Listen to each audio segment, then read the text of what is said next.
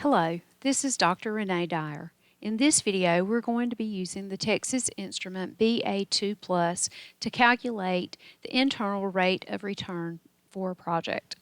So we have a set of cash flows here, and we as a company, if we're looking at a project, if we're using the internal rate of return, the company will set the required return that they have for a project. So depending on what your company's required rate of return is would determine whether this would be a project that you would accept or reject. So we're just going to use the calculator to actually solve for IRR. Notice again, this is a project, so we have an initial negative cash flow, and then the other cash flows are coming to us. Using the cash flow worksheet, we're going to press CF. We need to clear out all the numbers, so we're going to press second CE/C to clear work. Now we've cleared all data out of the cash flow worksheet. Our initial cash flow is going to be $19,400, and we have to make that a negative because that's an investment that the company is making.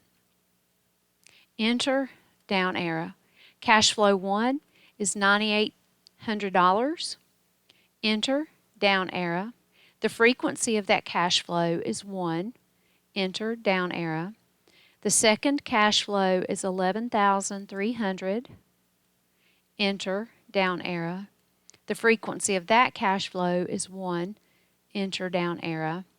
And the last, or the third cash flow is $6,900. Enter, down arrow. And the frequency of that is 1. So we enter.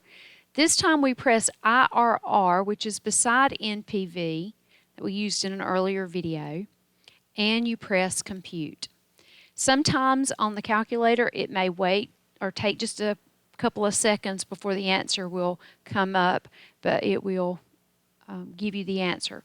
So our internal IRR, internal rate of return, is 22.09% on this project. So if our required rate of return was anything less than that, this would be an accept. If it were greater than 22%, it would be a reject.